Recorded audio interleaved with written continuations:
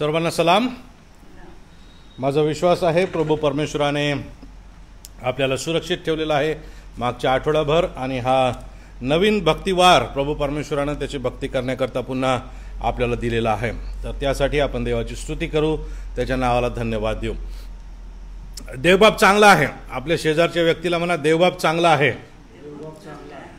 जरा मोठ्याने म्हणा, शेजारच्या व्यक्तीला ऐकू आलं पाहिजे, शेजारच्या व्यक्तीला विश्वास वाटला पाहिजे की तुम्ही अंतःकरणापासून म्हणत आहात, आणि म्हणून जरा ठासून आपण आपल्या शेजारच्या व्यक्तीला म्हणूया, देवबाप चांगला आहे। देवाची स्तुती असो, खरंच चांगला आहे आणि त्याचा अनुभव आपण घेत आहोत, त्यासाठी आपण देवाची स्तुती करू, त्याच्या नावाला आपण धन्यवाद देऊ। प्रियानो, ह्या जीवनामध्ये आपण जगत असताना आम्हाला उत्तम सल्ला देणारे काही लोक असतात। आम्हाला येऊन आमच्या जीवनामध्ये आमची चूक दाखवणारे काही लोक असतात। आमच्या जीवनामध्ये येऊन आम्हाला मार्गदर्शन करणारे काही लोक असतात, आणि त्यासाठी ते काही तुमचा पैसा मागत नाहीत, त्यासाठी त्यांना तुमच्याकडून काहीच नको असतं, पण ते मुळातच चांगले लोक असल्यामुळं चांगुलपणाचे सल्ले ते देतात, चांगले सल्ले ते देतात। आणि आम्हा प्रत्येकाच्या जीवनामध्ये अशा लोकांची गरज असते, आणि देवबाप ते लोक आमच्या जीवनामध्ये ठेवतो। माझ्या वडिलांच्या पाळकीय जीवनामध्ये, त्यांच्या प्रांताध्यक्षीय सेवेमध्ये मी बघितलेलं आहे की अनेक लोक जे त्यांच्यावरती प्रीती करत असत आणि देवावरती प्रीती करत असत, ते त्यांच्याकडे येऊन उत्तम सल्ला त्यांना देत असत। त्यासाठी त्यांची अपेक्षा कुठल्या पदाची नसे, त्यासाठी त्यांची अपेक्षा कुठलं तरी मोठं जेवण प्राप्त व्हावं असल्या प्रकारची नसे, परंतु त्यांचं अंतःकरणच स्वच्छ राहत असे, आणि ते देवाच्या सेवकाला उत्तम सल्ला देत असत। आज आपण अशाच एका व्यक्तीबद्दल बोलणार आहोत, आणि त्या व्यक्तीबद्दल खुद्द देवानं काय उद्गार काढले ते आपण आज आधी बघूया, आणि मग त्याच्यानंतर आपण पुढे वळणार आहोत। त्यासाठी आपल्याला इर्मयाचं पुस्तक याचा 39वा अध्यायामध्ये जावं लागेल। इर्मयाचं पुस्तक याचा 39वा अध्याय आणि 15 ते 18 ही वचनं मी तुमच्यासाठी वाचतो। इर्मया पहारेकऱ्यांच्या चौकात कैदी होता, तेव्हा परमेश्वराचे वचन त्याला प्राप्त झाले ते असे, जा, एबद मलेख कुशी याला सांग की सेनाधीश परमेश्वर इस्रायलाचा देव म्हणतो, पहा, मी आपल्या वचनाप्रमाणे या नगराचे हित नव्हे तर अहित होईल असे करीन। त्या दिवशी तुझ्या देखत ती वचने पूर्ण होतील, तुला तर त्या दिवशी मी मुक्त करेन असे परमेश्वर म्हणतो। ज्यांची तुला भीती वाटते त्यांच्या हाती तुला देणार नाहीत, मी खात्रीने तुझा बचाव करेन, तू तलवारीने पडणार नाहीस, तू जीवानिशी सुटशील, कारण तू माझ्यावर भिस्त ठेवलीस असे परमेश्वर म्हणतो। शेवटलं वाक्य काय म्हणतं बघा, कारण तू माझ्यावर भिस्त ठेवलीस असे परमेश्वर म्हणतो। आता बघा, हा जो मनुष्य आहे एबद मलेक, हा कुशी होता, म्हणजे इथिओपियन होता, आणि सिदकिया राजा जो आहे त्या राजाचा घरामध्ये काम करणारा एक त्याचा नौकर तो आहे, एक दास तो आहे। परंतु हा दास असताना इर्मया संदेष्टाचा कालावधी सुरू आहे, आणि इर्मया संदेष्टाचा कालावधी सुरू असताना इर्मयानं अतिशय परखड असल्या रीतीनं अतिशय स्पष्ट शब्दांमध्ये नेहमी जे राजे आहेत त्यांना देवाचं वचन सांगितलेलं आहे। कुठल्याही प्रकारची भीती त्यांनी त्या राजांची बाळगलेली नाही, किंवा माझं काय होईल असला कुठला विचार त्यानं केलेला नाही। आणि त्या कालावधीमध्ये सिदकिया राजाचा हा नौकर त्याच्या घरामध्ये असलेला आपल्याला दिसतो, आणि हे आपल्याला 38व्या अध्यायामध्ये दिसतं, म्हणजे आदल्या अध्यायामध्ये दिसतं। 38व्या अध्यायाचं वचन 1 ते 13 हे सुद्धा आपण आपल्या लक्षामध्ये ठेवणार आहोत, आणि त्यामधली जी गोष्ट आहे ती सारांश स्वरूपात मी तुम्हाला सांगतो। हा जो एबद मलेख आहे ह्याबद्दलची ही गोष्ट आहे बघा. यानं काय केलेलं आहे याच्याबद्दलची ही गोष्ट आहे. परमेश्वर त्याला, तू माझ्यावर भिस्त ठेवलीस, मी तुझं चांगलं करेन, मी ज्यांची तुला भीती वाटते त्यांच्या हाती तुला देणार नाही, मी तुला तलवारीनं पडू देणार नाही. देवाचं जे वचन गाजविला गेलेलं आहे त्या वचनाची पूर्ती झालेली तुझ्या उघड्या डोळ्यांनी तो बघशील. असले आशीर्वाद रूपी वचनं ज्या एबद मलेख या नावाच्या माणसाला दिलेले आहेत. त्या माणसाचं नेमकं काम काय आहे, त्याला परमेश्वरानं असं का म्हटलं, त्यानं नेमकं काय केलं होतं, हे आम्ही आज बघण्याचा प्रयत्न करणार आहोत. थोडक्यात जर तुम्हाला विषयानुसार जायला आज पाहिजे तर देवावर भिस्त ठेवणाऱ्या लोकांचे गुणधर्म आज आपण बघणार आहोत. देवावर भिस्त ठेवून देवाचा आशीर्वाद पावणारे जे लोक असतात त्यांच्या जीवनाचे काही गुणधर्म आपण बघूया आणि आपल्या जीवनाला आपण ते लागू करणार आहोत. तर इर्मया संदेशाचा कालावधी आहे, सिदकिया राजाचा कालावधी आहे आणि प्रभू परमेश्वरानं इर्मयाच्या द्वारे या लोकांना सांगितलं, सिदकिया राजाला सांगितलं की परमेश्वर म्हणतो की जो या नगरामध्ये राहील त्याला दुष्काळाने आणि तलवारीने आणि मरीने मरण येईल, परंतु जो खासदी किंवा बाबेलच्या लोकांकडे जाईल तो जीवानिशी सुटेल. हे परमेश्वर इर्मयाच्या द्वारे सांगत आहे. मात्र त्या ठिकाणी काही सरदार लोक आहेत, राजाचे काही सरदार लोक आहेत, त्यांना हे अजिबात आवडत नाही. त्यांना असं वाटतं की हा जो इर्मया आहे हा योद्ध्यांचे हात दुर्बळ करणारा आहे, आपला संदेश देऊन त्यांचं मनोधैर्य खचवणारा हा इर्मया आहे असं त्यांना वाटत आहे. आणि म्हणून हे राजाकडे जातात 4थ्या वचनामध्ये आणि हे सर्व सरदार राजाला म्हणतात की महाराज ह्या मनुष्याला जीव मार, कारण हा भाषण करून नगरात राहिलेल्या योद्ध्यांचे आणि सर्व लोकांचे हात हा निर्बळ करतो, त्यांना दुर्बळ हा बनवतो. हा मनुष्य लोकांचं काही हित नव्हे तर नुकसानच करायला बघतो आणि म्हणून याला तुम्ही जीव मारा. आणि आता हा जो राजा आहे सिदकिया राजा, हा सिदकिया राजा काही स्वतःचं अतिशय पक्क घट्ट जबरदस्त मत असणारा असा काही व्यक्ती नाही. स्वतःच्या इच्छा राबविणारा, स्वतःच्या इच्छेनं, स्वतःच्या डोक्यानं, स्वतःच्या बुद्धीनं काम करणारा हा राजा काही आम्हाला दिसत नाही. नंतरच्या अध्यायात आपण बघतो पळपुटी आहे, भित्रा आहे, सहज कोणाच्याही सांगण्यात येणारा आहे, सहज कोणाच्याही दबावात येणारा असल्या प्रकारचा हा राजा आहे. हा काही चांगला धडाडीचा पुढारी नाही असं आम्हाला या ठिकाणी लक्षामध्ये येतं.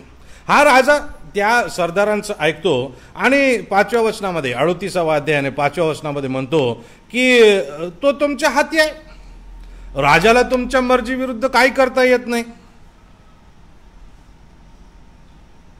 अतिशय विचित्र असल्या प्रकारचा हा प्रतिसाद राजा देत आहे. राजाच्या हाती नाही नाही नाही, तो देवाचा माणूस आहे, त्याला हात लावू नका असा म्हणण्याचा अधिकार होता. तो कसाही संदेश देव, तो देवाचा मनुष्य आहे, त्याचं आपण ऐकूया, त्याचं तुम्हाला ऐकायचं नसेल तर शांत राहा, परंतु त्याचा जीव घेण्याबद्दल तुम्ही काय बोलू नका वगैरे वगैरे असं तो बोलत नाहीये.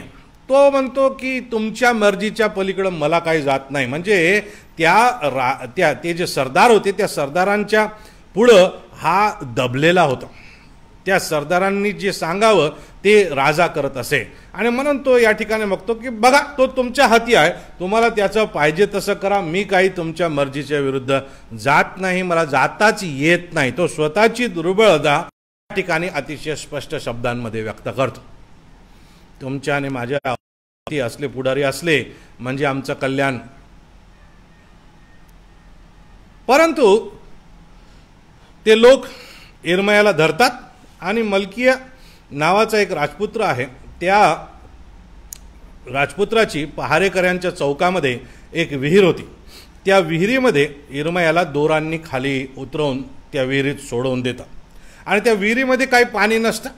त्या विहिरीमध्ये पाणी आटलेलं असतं, नुसता चिखल त्या विहिरीमध्ये होता आणि त्या चिखलामध्ये तो रुतत गेलेला आहे, फसत गेलेला आहे. काही जे अभ्यासक आहेत त्या अभ्यासकांनी असं म्हटलेलं आहे की तो कदाचित गळ्यापर्यंत त्या चिखलामध्ये फसला असेल.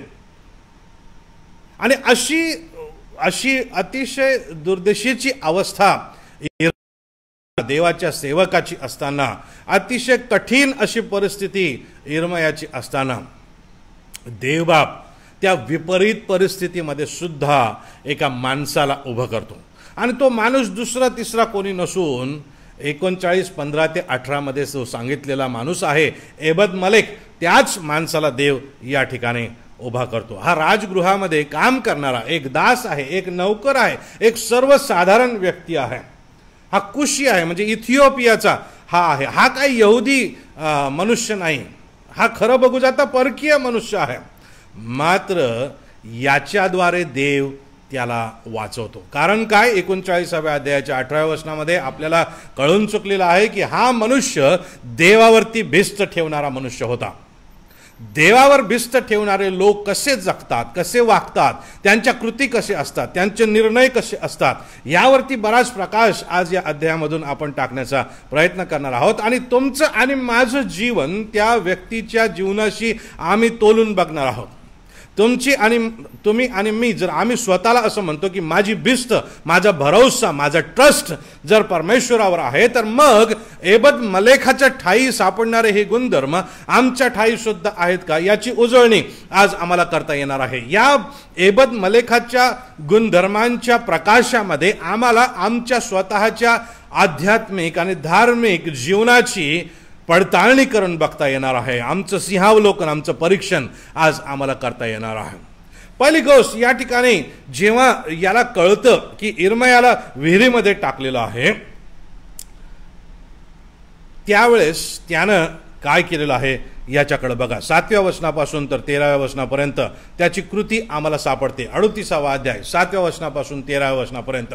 हे जेव्हा त्याने ऐकलं तेव्हा हा राजगृहातून निघाला आणि राजाकडे गेला. आणि हा राजा काय करत होता, हा राजा बन्यामीन नावाची वेश त्या ठिकाणी होती. त्या ही वेश म्हणजे फाटक, गेट, बन्यामीन नावाचं गेट होतं. त्या गेटमध्ये बसून हा त्या ठिकाणी काम करत आहे. कदाचित लोकांचे काही समस्या सोडवत असेल, आपल्याला माहीत नाही, परंतु त्या ठिकाणी हा बसलेला आहे. तर हा राजगृहातून निघतो आणि त्याच्याकडं, त्या वेशीवर जातो, त्या गेटमध्ये तो जातो आणि मग त्याच्या संगती तो बोलतो. परंतु लक्षामध्ये घ्या प्रियानो की पहिली गोष्ट आम्हाला या एबद मलेखाच्या जीवनामध्ये हे दिसते की 39व्या अध्यायात तर त्याच्याबद्दल सांगितलेलंच आहे की तो देवावर भिस्त ठेवणार आहे. परंतु जे लोक देवावर भिस्त ठेवतात त्या लोकांना देवाच्या संदेष्ट्यांची काळजी असते. जे लोक देवावर विश्वास ठेवतात ते देवाच्या संदेशाला सन्मान देतात, ते देवाच्या संदेशाला सन्मान देतात. आणि म्हणून पहिली गोष्ट आम्ही स्वतःसाठी ही शिकणार आहोत एबद मलेखाच्या जीवनावरून, आणि ती ही आहे की तुम्ही आणि मी देवाच्या संदेशाला आणि संदेशाला सुद्धा सन्मान देणारे असे असावे. देवाच्या संदेशाला आणि संदेशाला सुद्धा सन्मान देणारे आम्ही असावे. आता याच्या मनामध्ये इर्मयानं जे दिलेले संदेश आहेत त्याच्याबद्दल संशय नाही आहे. याला पक्की खात्री आहे की इर्मया हा देवाचा संदेष्टा असून त्याच्याद्वारे देव जे या लोकांबद्दल बोलत आहे, सिदकिया राजा आणि त्याच्या प्रजेबद्दल बोलत आहे, तो ज्या भविष्यवाण्या करत आहेत त्या खऱ्या ठरणार आहेत. हा खरा सच्चा देवभक्त आहे, हा खरा सच्चा देवाचा संदेष्टा आहे. आणि त्याच्या मुखातून येणारा जो संदेश आहे तो संदेश चुकीचा नाही, तो संदेश योग्य आहे, तो संदेश खरा आहे. हे त्याच्या जीवनावरून आम्हाला शिकायला मिळतं. आता या ठिकाणी लाजिरवाणी बाब ही आहे की जे देवाचे लोक म्हणून या ठिकाणी आहेत, जे देवाचं राष्ट्र म्हणून या ठिकाणी आहे, त्याच्या सरदारांनी इर्मयाला झिडकारलेला आहे. आणि इर्मयापासून येणारा जो संदेश आहे तो संदेश डोळबळ करणारा आहे, लोकांचं मनोधैर्य खचविणारा आहे. असल्या प्रकारे त्याच्यावरती आरोप लावलेले आहेत. वाईट वाटणारी बाब आहे, लाजिरवाणी बाब आहे. देवाचे लोक म्हणून जे निवडलेले लोक आहेत त्या लोकांचा पुढारी, त्या लोकांचा राजा या सरदारांचं म्हणणं सहज ऐकत आहे. तो देवाच्या संदेशाला समजून घेऊ शकत नाहीये, तो देवाच्या संदेशाला प्राप्त करून त्यानुसार पावलं उचलण्यास तयार नाहीये. आणि आजकाल तुमच्या आणि माझ्या अवतीभवती हीच परिस्थिती निर्माण झालेली आहे. देवाचं वचन अतिशय स्पष्ट शब्दांमध्ये, लिखित स्वरूपामध्ये आमच्याजवळ उपलब्ध आहे. देवाच्या वचनामध्ये तुम्ही आणि मी काय करावं आणि काय करू नये याच्याबद्दल अतिशय स्पष्टरित्या आमच्या संगती बोलतं. 2 तिमोथी याचा 3रा अध्याय आणि वचन 16 मध्ये अतिशय स्पष्टरित्या सांगितलेलं आहे की प्रत्येक ईश्वर प्रेरित शास्त्रलेख हा सद्बोध करण्यासाठी, दोष दाखविण्यासाठी, सुधारणूक करण्यासाठी आणि तुम्हाला आणि मला नीती शिक्षण देण्यासाठी उपयुक्त आहे, जेणेकरून देवभक्त पूर्ण होऊन प्रत्येक चांगलं काम करण्यासाठी सज्ज असावा. ही सज्जता, ही पूर्णता, हे आमचं दोष आम्हाला दाखविणं, हे आमच्यासाठी आवश्यक असणारे सुधारणुकीचे नियम, आम्हाला नीतिमान अधिक कसं बनता येईल याच्याबद्दलचं ट्रेनिंग आम्हाला उपलब्ध असून त्याच्याबद्दल सद्बोध उपलब्ध. आम्ही मात्र देवाच्या वचनाकडे लक्ष देत नाही. आमच्यासाठी जग आणि जगातील सल्ले, आमच्यासाठी जगातल्या लोकांचं मार्गदर्शन, आमच्यासाठी जगातल्या परंपरांनुसार चालणं हे अग्रगण्य ठरलेलं आहे. या गोष्टींना आम्ही आमच्या जीवनामध्ये सन्मान देत आहोत. मात्र देवाचं वचन स्पष्टरित्या आमच्याकडे येत राहतं, आमच्या जीवनामधले दोष आम्हाला दाखवित राहतं, आम्हाला कसं सुधारावं याच्याबद्दलचं मार्गदर्शन आम्हाला करत राहतं, परंतु आम्ही ते मान्य करत नाही.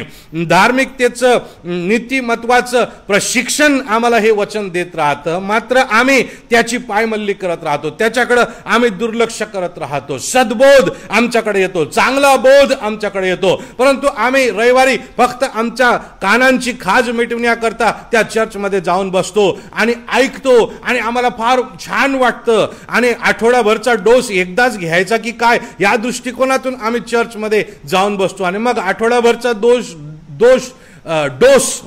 डोस आम्ही घेतला, आठवडाभरचा खुराक आम्ही रविवारी घ्यायचा आणि मग आठवडाभर त्याच्यावर जगायचा प्रयत्न करायचा किंवा त्याच्यामुळे आठवडाभर स्वतःला होली वाटून घ्यायचं. असल्या प्रकारचे दृष्टिकोन आमचे देवाच्या वचनाप्रती आहेत, देवाच्या संदेशांप्रती आहेत. देवाचे सेवक अभ्यास करून, तुमच्या आणि माझ्या जीवनातल्या गरजा ओळखून त्या गरजांना कशा रीतीनं लागूकरण करता येईल हे बघण्याचा प्रयत्न करून देवाचं वचन आमच्या समोर सतत आणत राहतात, परंतु आम्ही अगदी कानांवरची आमच्या माशाही त्याच्यानं काही उठत नाहीत. असल्या दुर्लक्षित प्रकारचं वर्तन आम्ही देवाच्या वचनाप्रती करतो.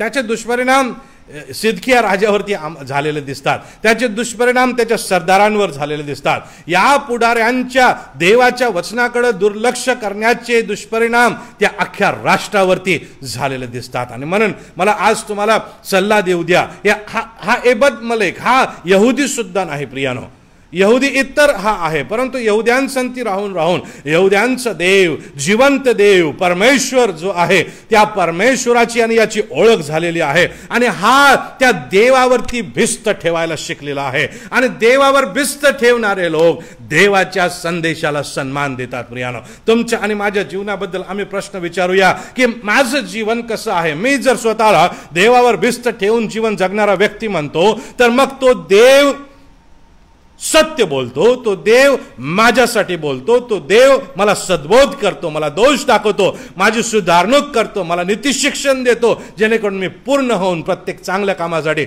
सज्ज असावं. हा त्या देवाच्या संदेशाचा उद्देश आहे. हे आम्ही आमच्या जीवनात मानतो का? आणि जर मानत नाही तर दोष आमच्यावरती आल्याशिवाय राहणार नाही. प्रियानो, आम्ही जर हे मान्य करत नाही तर त्याबद्दलचं शासन तुम्हाला आणि मला झाल्याशिवाय राहणारच नाही.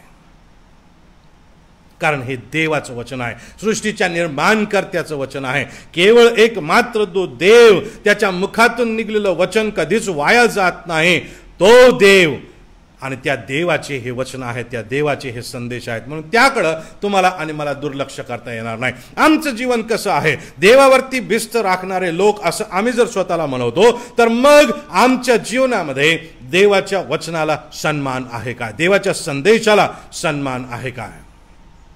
एबद मलेखाला अजिबात संशय नव्हता की इर्मया हा देवाचा मनुष्य आहे. देवाच्या माणसाला तो ओळखू शकत होता, देवाच्या संदेशाला तो ओळखू शकत होता. आणि म्हणून देवावरती भिस्त ठेवणारा व्यक्ती या नात्यानं खरा संदेश आणि खरा संदेश ओळखून तो देवाच्या वचनावरती विश्वास ठेवू शकत होता, त्याला सन्मान देऊ शकत होता.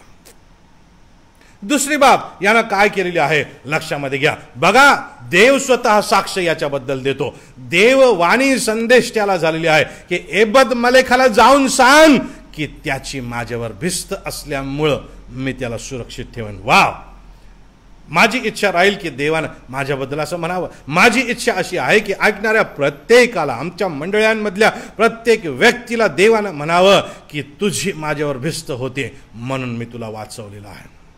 परंतु प्रियानो, जर आमची भिस्त त्याच्यावर आहे तर आम्ही त्याचं ऐकल्याशिवाय राहणार नाही, त्याच्या वचनाला सन्मान दिल्याशिवाय आम्ही राहणार नाही. आमच्या जीवनाचे जे निर्णय आहेत त्या निर्णयांमध्ये देवाच्या वचनाचं स्थान काय आहे हा प्रश्न आपण जरा स्वतःला विचारू बरं. माझ्या जीवनामध्ये मला एक मोठा निर्णय घ्यायचा आहे, परंतु त्याबद्दल देवाचं वचन काय म्हणतं, देवाचं काय म्हणणं आहे, देवाच्या वचनातून मला माझ्या निर्णयाबद्दल शांती प्राप्त होत आहे काय.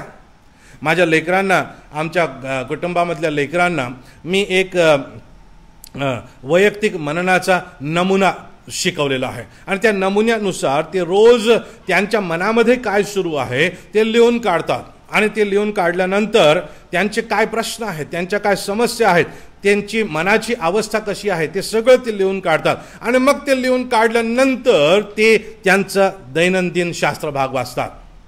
त्यांच्या मनाच्या अवस्थेला देवाचं वचन काय सांगत आहे हे ते शोधून काढतात. देव सद्बोध मला करत आहे काय, देव दोष मला दाखवत आहे काय, देव सुधारणूक माझी करू इच्छितो काय, देव मला नीती शिक्षण देत आहे काय. आणि मग त्या सर्वांचा सारांश एका वाक्यामध्ये लिहून त्याच्या आधारे काहीतरी निर्णय ते त्यांच्या जीवनासाठी करतात. मी रोज त्यांना विचारतो की आज देव तुम्हाला काय म्हणाला, आज तुमच्या मनाची अवस्था काय होती आणि कशा रीतीनं तुम्ही देवाचं वचन आज ऐकलेलं आहे. आणि ते स्पष्टरित्या सांगू शकतात की आज देव आम्हाला असं असं म्हणाला आणि त्याच्या आधारे ते निर्णय घेतात, ते निर्णय लिहून ठेवतात, त्या निर्णयावरती काय पाऊल उचलायचं आहे हे लिहून ठेवतात. मला तुम्हाला सांगू द्या, हे जीवन कठीण आहे प्रियानो. या जीवनामध्ये सैतानानं इतके आवाज आणि इतके फुकटचे सल्ले निर्माण करून ठेवलेले आहेत की नेमकं आम्ही काय घ्यावं आणि काय नाही याच्याबद्दल गोंधळ निर्माण होतो. परंतु देवाचं वचन ऐकण्याचा एकमेव अधिकृत मार्ग जर कोणता असेल तर तो आहे देवाचं वचन. आणि ते देवाचं वचन देवबापाने आमच्या हातामध्ये, आमच्या प्रत्येक डिव्हाइस मध्ये उपलब्ध करून दिलेलं आहे. पुस्तक मोठं वाटतं का, तर मग मोबाईल मध्ये ते आहे. आता तुम्हाला तुमच्या डोळ्यांनी वाचायला कंटाळा येतो का, मग तुम्ही फक्त ते बटन दाबलं तर त्याचा आवाज तुम्हाला तुमच्या स्वतःच्या भाषेमध्ये तुमच्या कानामध्ये येऊ शकतो. वा, देवबापाची इच्छा आहे. देवबापानं हे इतक्या मुबलक प्रमाणामध्ये उपलब्ध करून देण्यामागचं कारण हे होतं, हे आहे की तुम्ही आणि मी जे देवाच्या नावानं जगणारे लोक आहोत, तुम्हाला आणि मला देवाचं वचन, देवाचं मार्गदर्शन जगात उपलब्ध असणाऱ्या सर्व सल्ल्यांपेक्षा अधिक मुबलक प्रमाणामध्ये उपलब्ध असावं. आणि मला तुम्हाला सांगू द्या, जे लोक देवाच्या वचनाचा आधार घेऊन जीवन जगतात ते निराश होत नाहीत. त्यांना देव संरक्षण देतो, त्यांचं जीवन आशीर्वादित होतं. हा एबद मलेक यहुदी नाही, मला पुन्हा सांगू द्या, पण यहुद्यांचं देव परमेश्वर यहोवा देव याच्यावर त्यानं विश्वास ठेवलेला आहे, याच्यावर त्यानं भरोसा ठेवलेला आहे आणि त्याचा मोबदला त्याला मिळतो. आणि त्याच्या जीवनात त्या देवावरती असणारे भिस्त कार्यरत असलेले दिसते. त्याच्या जीवनामध्ये हा जिवंत देव कार्यरत असलेला दिसतो.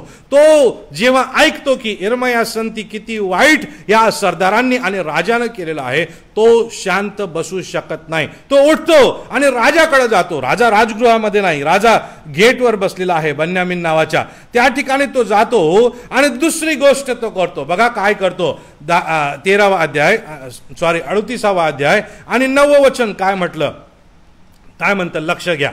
या ठिकाणी तो राजाकडे जातो आणि म्हणतो, स्वामी राज, ह्या लोकांनी म्हणजे या सरदारांनी यिर्मया संदेशाला जे सर्व केले ते फार वाईट केले. लक्ष द्या काय म्हणत आहे. नौकर आहे घरातला, दास आहे, गुलाम आहे, जो राजा त्याच्या बोलण्यासाठी त्याचा गळा कापू शकतो, त्याला शिरच्छेदाची या ठिकाणी शिक्षा देऊ शकतो, त्या ज्या राजाचं तो खातो, ज्या राजापासून त्याला त्याचा उदरनिर्वाह प्राप्त होतो, ज्या राजावरती त्याचं सर्व अवलंबून आहे, त्या राजाच्या समोर जाऊन तो त्याला म्हणतो की महाराज तुम्ही आणि सरदारांनी, आता राजा गोवलेलाच आहे त्याच्यामध्ये, त्याला काय तो या ठिकाणी मोकळं सोडत नाही आहे. तो म्हणतो महाराज ह्या लोकांनी तुमच्या सहित इर्मया संदेशाला जे सर्व केले ते फार वाईट केले. त्यांनी त्याला विहिरीत टाकले, तो आहे तेथे उपासमार होऊन मरेल, कारण नगरात काही अन्न उरले नाही. परिस्थिती इतकी बिकट त्या ठिकाणी झालेली होती की त्या नगरामध्ये आता खायला अन्न उरलेलं नव्हतं. दुष्काळ त्या ठिकाणी पसरलेला आहे असं आम्हाला दिसतं. दुसरी गोष्ट, जे देवावर भिस्त ठेवणारे लोक आहेत, ते देवाचं सत्य गाजवायला भीत नाहीत. आणि देवाचं सत्य वाईटाच्या उलट असतं. देवाचं सत्य गाजवणं म्हणजे वाईट जे आहे ते वाईट जसंच्या तसं ज्या शब्दामध्ये लोकांच्या पदरी घालणं, त्यांचं जे चूक आहे ती चूक त्यांच्या पदरी घालणे. आणि दुसरी बाब या ठिकाणी आम्हाला हा व्यक्ती करत असताना दिसतो, तो राजाकडे जातो, त्याची काही तो भीती बाळगत नाही आहे, त्या सरदारांची तो काही भीती बाळगत नाही. त्या ठिकाणी तो स्पष्ट शब्दामध्ये त्यांना सांगतो की तुमचं चुकलेलं आहे, तुमचं चुकलेलं आहे. म्हणजे देवाचं सत्य तो गाजवत आहे, देवाचं सत्य बोलायला तो घाबरत नाही.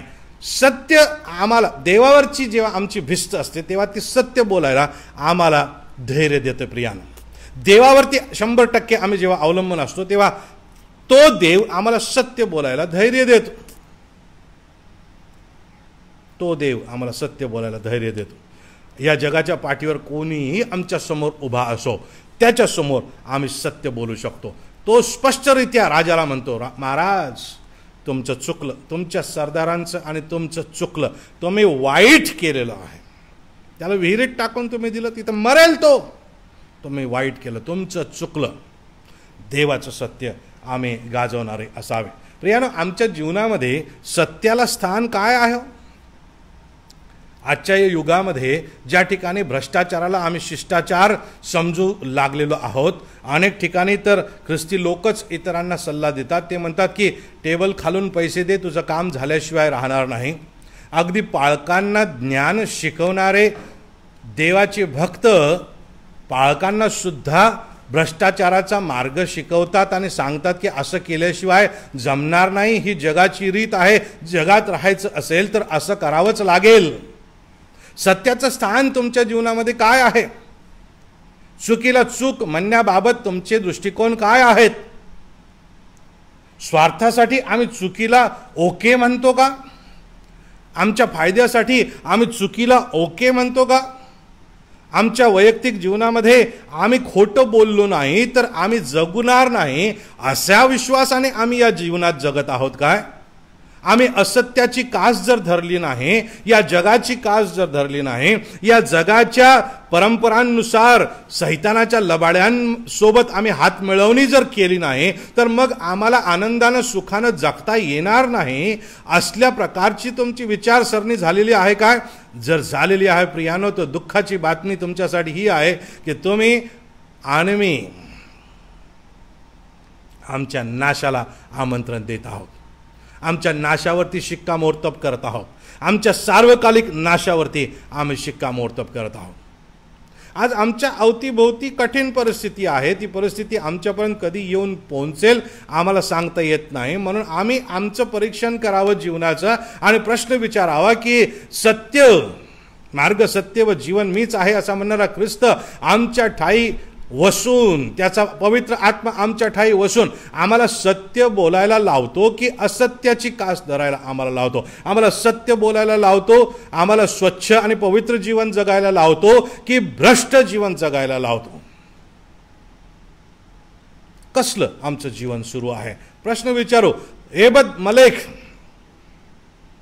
या ठिकाणी देवाचं सत्य जे आहे ते स्पष्ट रीतीनं बोललेलं आहे. तो जातो आणि त्या ठिकाणी कुठल्या प्रकारची भीती न बाळगता तो राजाला म्हणतो, तुमचं चुकलं, तुम्ही चूक केलेली आहे. खरं बघू जाता या ठिकाणी तो फक्त त्याची चूकच दाखवत नाही आहे, तर त्याच्या वतीनं मध्यस्थी करण्यासाठी तो त्या ठिकाणी गेलेला आहे. देवाच्या व्यक्तीसाठी यानं स्वतःचा जीव जोखमीत घातलेला आहे आणि सत्य त्या ठिकाणी बोललेलं आहे. सत्य कधी कधी आमच्या जीवावर बेतू शकतं, परंतु हरकत नाही प्रियानो, हरकत नाही. ज्या लोकांची देवावर भिस्त असते ते सत्याला घाबरत नाही, ते सत्य गाजवल्याशिवाय राहतच नाही. असत्याशी तडजोड ते करत नाही, या जगाच्या परंपरांशी तडजोड ते करत नाहीत. आणि पवित्र शास्त्रामध्ये आम्हाला असे अनेक पावित्र्याचे शूर योद्धा दिसून येतात प्रियानो, ज्यांनी कुठल्याच परिस्थितीमध्ये स्वतःला अपवित्र होऊ दिलेलं नाही आणि देव त्यांना प्रत्येक वेळेस वाचवत असताना आम्हाला दिसतो. शद्रक, मेशक, अबेदनको आणि दानियल हे त्या नबुकदनेस्सराच्या राज्यामध्ये असताना त्यांना राजाचं अन्न दिलं जात होतं आणि त्यांच्या लक्षामध्ये आलं की हे अन्न धार्मिक दृष्टिकोनातून आम्हाला योग्य नाही, त्याच्यामध्ये काहीतरी अपवित्र आहे, विटाळ आणणारं आहे, आमच्या देवाला न आवडणारं असं काहीतरी त्यामध्ये आहे. आणि त्यांनी स्पष्टरित्या सांगितलं की आम्हाला हे अन्न चालणार नाही, आम्हाला साधं अन्न द्या.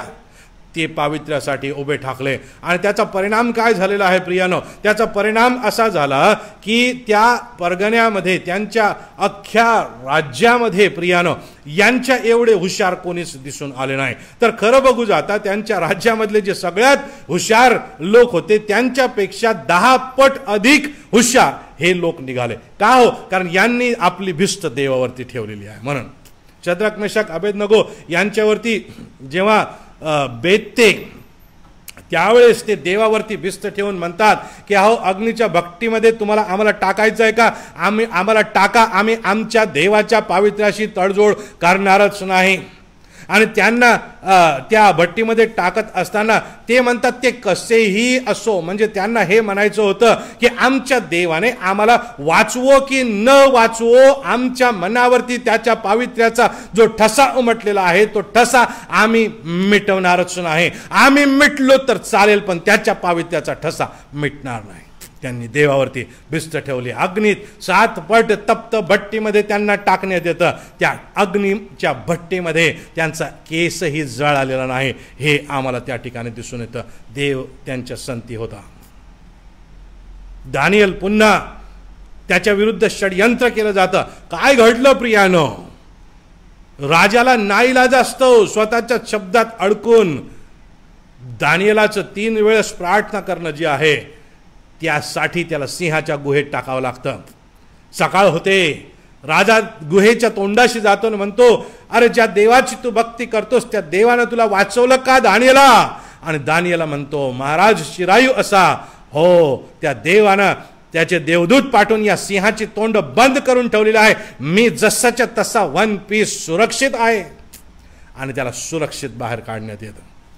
कितीतरी उदाहरणं देवाच्या वचनामधून आम्हाला घेता येतील प्रियानो, की ज्या ठिकाणी लोकांनी देवावरती भिस्त ठेवलेले आम्हाला दिसते आणि सत्यासाठी ते ठाम उभे राहिलेले दिसतात. तुम्हाला आणि मला आज देव तेच सांगत आहे की आमच्या जीवनामध्ये असत्य जे आहे ते आम्ही टाकून द्यावं आणि सत्याची कास धरावी, सत्याच्या मागे आम्ही चालावं. सत्य हेच आम्हाला तारेल, सत्य हेच आम्हाला तारेल, देवाचं सत्य आम्हाला तारेल. सत्य बोलण्यासाठी घाबरण्याची गरज नाही प्रिया. याने देवाचे सत्य गाजवलेलं आहे. तिसरी गोष्ट जी आहे त्या तिसऱ्या गोष्टीकडे आपण जाऊ. राजा या ठिकाणी कन्व्हिन्स होतो. आता या राजाची अवस्था अशी आहे, त्याला कोणी येऊन काही सांगितलं की तो तसा करणारा आम्हाला दिसतो. आमच्या वाडवडिलांच्या भाषेमध्ये त्याला बिनबुडाचं तपिलं म्हणतात. म्हणजे त्याला जिकडे धक्का लागला तिकडे ते वळतं, असं डोल डोल डोल डोल करतं. असल्या प्रकारचा हा व्यक्ती असलेला आम्हाला दिसतो. इकडून ढकललं तर इकडे, इकडून ढकललं तर इकडे, इकडून ढकललं तर इकडे, इकडून ढकललं तर इकडे. सरदार लोक आले, त्यांनी प्रेशर आणलं, तुमच्या मर्जीप्रमाणे करा. एबद मध्ये आला, अहो महाराज तुमचं चुकलं, ओके बाबा चुकलं. असा हा अनिश्चित प्रकारचा व्यक्ती असलेला आम्हाला दिसतो. परंतु एबद मलेखाचा उपयोग परमेश्वर या ठिकाणी करून घेतो आणि एबद मलेखाला तो राजा म्हणतो, आज्ञा करतो राजा 10व्या वचनामध्ये आणि म्हणतो तिथून 30 माणसे बरोबर घेऊन जा आणि इर्मया संदेश त्याला मृत्यू प्राप्त झाला नाही तोच त्याला विहिरीतून बाहेर काढ.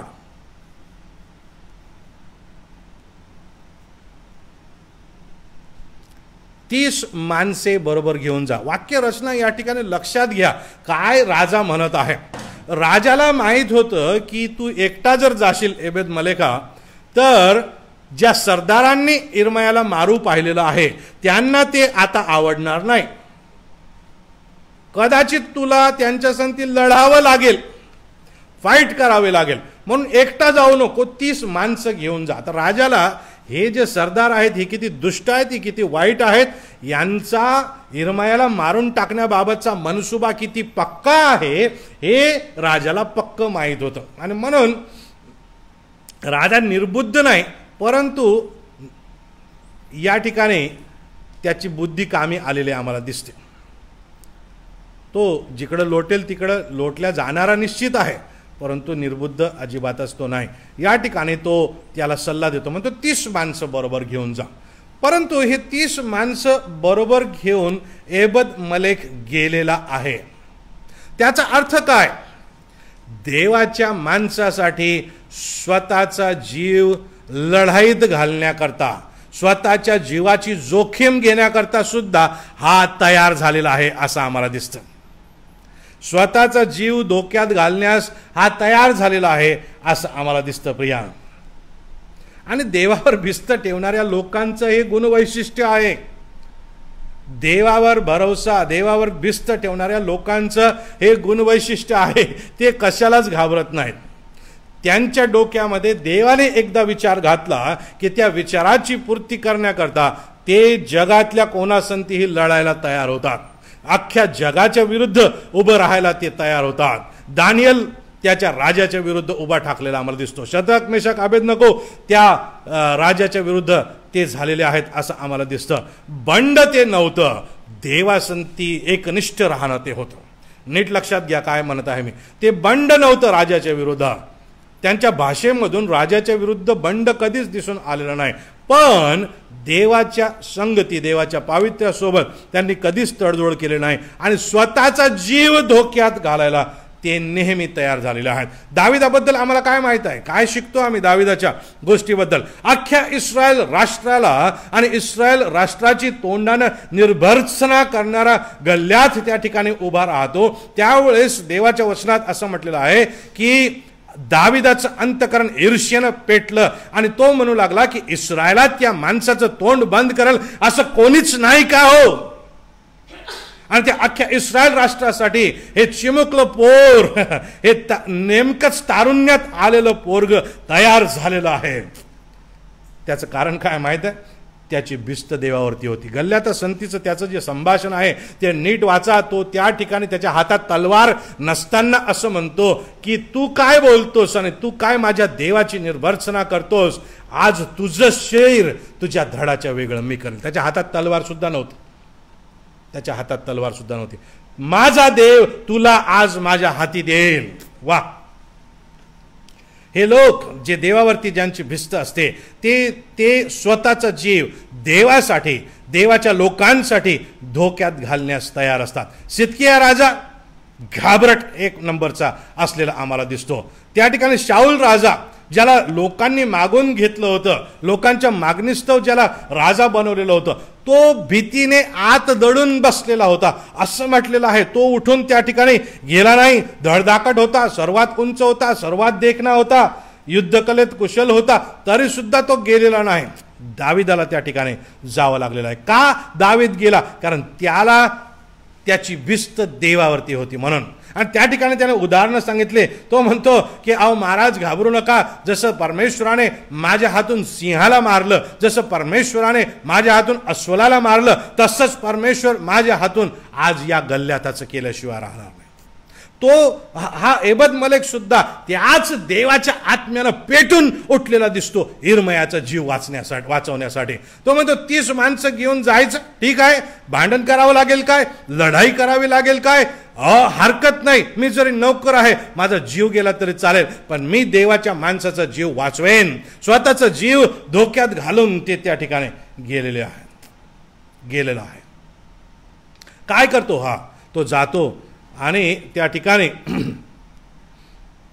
राजगृहाचा जो खजिना आहे त्या खजिन्यामधून जुनी पुराणी फडकी कुचकट चिंध्या ज्या असतात त्या चिंध्या त्या रश्शीच्या भोवती गुंडाळण्याकरता तो घेतो आणि त्या विहिरीमध्ये सोडतो आणि इर्मायाला सांगतो की या चिंध्या बरोबर त्या दोरीवरती ठेवून आपल्या दोन्ही हातांच्या इथे बगलेमध्ये तू ठेव, जेणेकरून तुला इजा होणार नाही, जेणेकरून तुला त्रास होणार नाही आणि तुला सुखरूपरित्या आम्ही बाहेर काढू शकू. आज तुमच्या आणि माझ्याबद्दल आम्ही स्वतःबद्दल विचार करूया की मी देवावर भिस्त ठेवणारा मनुष्य या नात्यानं देवाच्या लोकांसाठी माझा जीव मी धोक्यात घालायला तयार आहे का? देवाच्या लोकांसाठी माझा जीव मी धोक्यात घालेन काय? माझ्या जीवावरती मी धोका पत्करेन काय? अनेकदा मोठमोठ्या गोष्टी आम्हाला फार करता येतात, परंतु एखादी व्यक्ती आमच्यावरती धावून आली की मग मात्र शेपूट गुंडाळून आपण घरामध्ये बसतो. अशी अवस्था आहे. मी हे अनुभवलेलं आहे. अनेकदा लोक मोठे तोंड घेऊन आपल्या संती फिरतात, मात्र परिस्थिती आली आणि आपण मागे वळून बघाव त्या ठिकाणी कोणीच नसतं. का हो? भित्रट स्वभावाचे हे लोक स्वतःवर बेतेल म्हणून स्वतःचा जीव धोक्यात येईल की काय, स्वतःची त्या ठिकाणी काहीतरी आपल्याला गमवावं लागेल की काय, या भीतीनं त्या ठिकाणावरून निघून जातात. मला तुम्हाला सांगू द्या, देवबापानं तुम्हाला आणि मला भित्रेपणाचा आत्मा दिलेला नाही, धैर्याचा आत्मा त्यानं दिलेला आहे. म्हणजे देवावरती विश्वास ठेवतात ते देवाच्या लोकांसाठी आपला जीव धोक्यात घालायला मागे पुढे पाहत नाहीत. यानं आपला जीव धोक्यात घातलेला आहे. आणि शेवटची चौथी बाब, त्यानं नुसताच जीव धोक्यात घातलेला नाही, त्याने इर्मयाला विहिरीतून सुखरूप बाहेर काढलेला आहे. ते 38वा अध्याय आणि 13वा वचन 12 आणि 13वा वचन मध्ये स्पष्ट सांगितलं आहे. एबद मलेक कुशी इर्मयाला म्हणाला, ही जुनी पुराणी फडकी व कुजट चिंध्या दोरांच्या आत ठेवून आपल्या बगलांखाली लाव. इर्मयानं तसं केलं.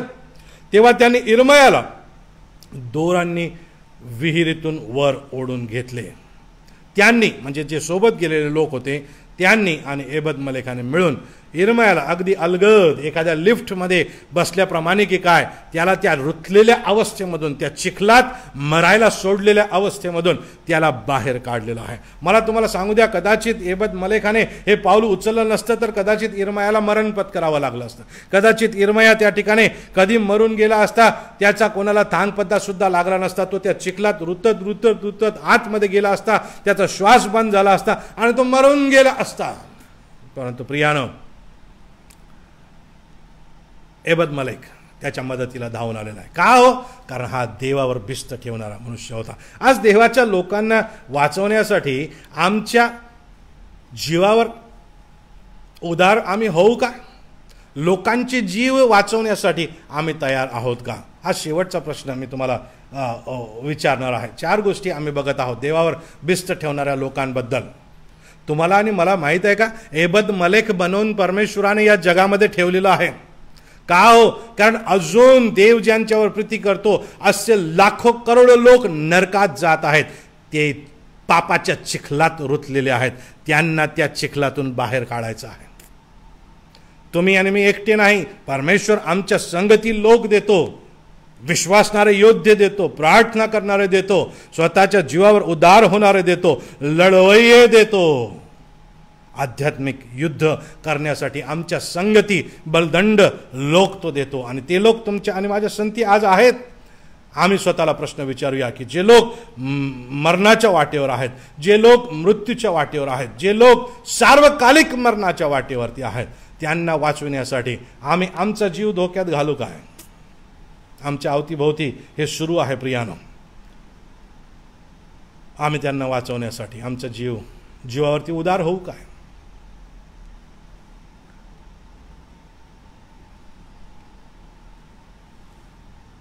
असा देवावरती भिस्त ठेवणारा हा पुरुष असल्यामुळं देवाचं वचन इर्मयाला प्राप्त झालं या एबद मलेखासाठी. आणि देव त्याला स्पष्टरित्या इर्मयाच्या द्वारे म्हणतो 39व्या अध्यायाच्या 15व्या वचनापासून, काय काय आशीर्वाद प्राप्त झाला हो देवावर भिस्त ठेवून वागणाऱ्या या मनुष्याला. देवाचं सत्य देवावर भरोसा ठेवून गाजवणारा, देवाच्या वचनाला सन्मान देणारा, देवाच्या लोकांसाठी स्वतःचा जीव धोक्यात घालणारा आणि देवाच्या लोकांचा जीव वाचविणारा. चौथी बाब आम्ही ती बघितली की तो देवाच्या लोकांचा जीव वाचवणारा आहे, देवाच्या व्यक्तीचा जीव वाचवणारा आहे. काय काय आशीर्वाद प्राप्त झाले. 39वा अध्याय 16, 17 आणि 18 वचनामध्ये सेनाधीश परमेश्वर त्याच्या संती बोलतो आणि त्याला म्हणतो, तुझ्या देखत मी सांगितलेली वचनं पूर्ण होतील. संदेष्ट्याच्या द्वारे जी वचनं सांगितलेली आहेत त्या वचनांची पूर्ती होईल. म्हणजे त्याला देवाच्या वचनाची पूर्ती झालेली दिसेल. ज्या देवावर त्यानं भरोसा ठेवला होता, जिवंत देवावरती, तो देव त्याची वचनं कसे पूर्ण करतो हे त्याला दिसेल. तुम्हाला आणि मला सुद्धा देवबापानं सार्वकालिकतेचं अभिवचन दिलेलं आहे, ते पूर्ण होत असताना आम्हाला दिसेल जर आम्ही देवावरती भिस्त ठेवणारे आहोत तर. इतरांचं तारण झालेलं आणि इतर लोक देवाच्या राज्यामध्ये सुरक्षित झालेले देव आम्हाला दाखवेल. देवाच्या वचनाची पूर्ती आम्ही बघू शकतो. दुसरी गोष्ट, तो म्हणतो की मी तुला मुक्त करेन, ज्यांची तुला भीती वाटते त्यांच्या हाती तुला देणार नाही. मनुष्य हा आहे आणि जरी देवावरती भिस्त होती तरी लोक मला छळतील, लोक मला मारून टाकतील, लोक मला कापून टाकतील, असल्या प्रकारची भीती त्याच्या मनामध्ये होती. हे जे परकीय आहेत, खासदी बाबेली लोक, हे येऊन मला कॅप्चर करून नेतील आणि तिकडं मला संपवून टाकतील, अशी भीती त्याच्या मनामध्ये असणार. देव त्याच्या अंतकरणातली भीती जाणत होता, परंतु परमेश्वरानं त्याला सांगून ठेवलं की भिवू नकोस, ज्या लोकांची तुला भीती वाटते त्या लोकांच्या हाती मी तुला देणार नाही. आशीर्वाद आहे. देव संरक्षण देतो, देव वचनाच्या पूर्तीचं वचन देतो, वचनपूर्ती दिसेल याचं वचन देतो, देव आम्हाला संरक्षण देण्याचं ठरवतो. 18 वचनात म्हटलेलं आहे, खात्रीने मी तुझा बचाव करेल, तू तलवारीने अजिबात पडणार नाहीस, तू जीवानिशी सुटशील, कारण तू माझ्यावर भिस्त ठेवलेली आहेस. तुमचं आणि माझं संरक्षण करण्याची जबाबदारी देवाची आहे, जर आम्ही त्याच्यावरती भिस्त ठेवणारे आहोत तर. प्रियानो, आमेन. आपल्या जीवनामध्ये डोकावून बघूया, आमचं जीवन कसं आहे. मी देवावर भरोसा ठेवणारा, त्याच्यावर भिस्त ठेवणारा जर आहे तर मग देवाच्या वचनाला सन्मान माझ्या जीवनात आहे का. दुसरी गोष्ट, देवाच्या सत्याला माझ्या जीवनामध्ये आद्यस्थान आहे का. मी सत्य गाजवतो का, जे चूक आहे त्याला चूक म्हणतो का, जे चांगलं आहे त्यालाच चांगलं मी म्हणतो का, कोणाची भीड न ठेवता.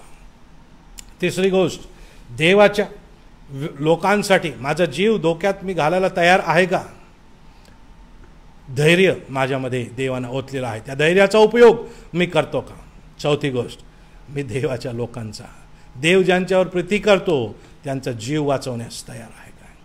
आपले डोळे बंद करू, मानाखाली लावू आणि प्रार्थना यावेळेस करूया. प्रियानं, प्रभू, आम्ही तुझे आभार मानतो, तुझी स्तुती करतो, तुझ्या नावाला धन्यवाद देतो, तुझं गौरव करतो एबद मलेखाच्या जीवनासाठी आणि त्याला तू दिलेल्या आशीर्वादांसाठी, त्याला तू दिलेल्या संरक्षणासाठी, त्याला तू जी अभिवचनं दिले त्यासाठी, त्यानं तुझ्यावर जी भिस्त ठेवली त्यासाठी, जो बहुसन्मान त्याचा तू केलास त्याच्यासाठी आम्ही तुझे आभार मानतो. तुला विनंती करतो प्रभू की या सर्वसाधारण व्यक्तीच्या जीवनामधून, त्यानं उचललेल्या पावलांमधून आम्हाला जे 4 धडे तू आज दिलेले आहेत त्याचं लागूकरण आम्ही आमच्या जीवनामध्ये करावं, म्हणून सहाय्याने मदत कर आणि आमचं जीवन तू आशीर्वादित कर. प्रभू,